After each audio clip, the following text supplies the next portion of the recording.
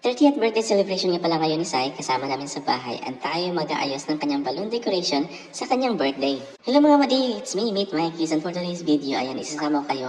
Mag-aayos tayo ng balloon decoration para sa birthday ni Sai. So, dito tayo ngayon sa Bram Events Hall, dito yung venue ng kanyang birthday, and ayan, dito tayo mag-aayos ng balloons. So, ang theme na ating gagawin ngayon ay wala. Oo mga madi, wala itong theme. Ayan, kasi nga one day before ng birthday, saka pala nagsabi sa amin na kung pwede ba daw magpatulong mag-ayos ng backdrop sa kanyang birthday. Actually, nahiya pa nga sila magsabi sa amin. Yung isang kasama pa namin sa bayo nagbanggit talaga. Tapos ayun nga, tinanong namin kung anong oras yung party. 8 daw mag-start. Eh, ang dating ko ng bahay, alas 7. So, pwede pa naman, pero baka kung 8 talaga mag-start ang party, baka hindi kayanin yung isang oras na mag-prepare. Pero sabi nila is, yung nakabook is 8, pero magdatingan yung mga bisita, baka mga 9 na daw.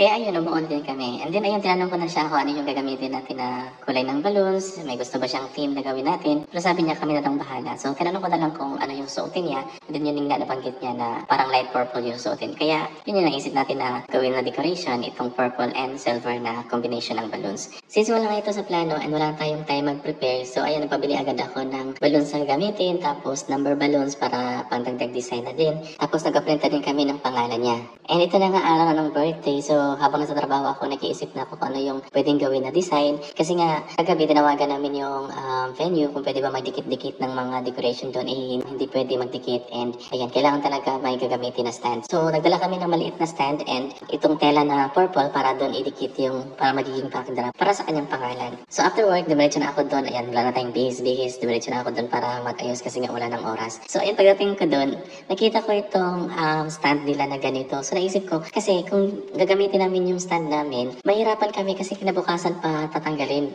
Eh, yun nga, may mga pasok kami. So, mahirap magbaklas, diba? So, ayun, naisip na lang namin na ito na lang stand na to, yung andun mismo sa venue, yun yung gagamitin namin. Para at least hindi na kami babalik. So, kaya kung nakikita nyo, yung tela na ginamit natin, parang bitin siya. So, ayun na nga, nakapag-decide na ako na ito na lang talagang stand nila yung gagamitin ko kaysa bumalik pa ako kinabukasan at magbabaklas ng mga gamit namin. And ayun na nga, yung naisip ko na design na gagawin para dito talaga sa birthday, hindi ko na nagawa. And sinundan ko na lang yung stand na meron sila dito. So, ayan, kung nakikita nyo, yan yung naging design natin. Tapos, ayan nga, medyo bitin nga lang yung tela, pero okay, goods na din yan. Tapos, ayan, yung 3-0 na balloons natin, ayan, pinatayo ko lang din yan sa gilid, tinaas ko lang ng konti. Para naman, medyo maganda din naman siyang tingnan. Tapos, dito sa kabilang side, dito ko naman pinatayo yung ating cake stand. So, para pantay din naman yung ginawa nating arrangement.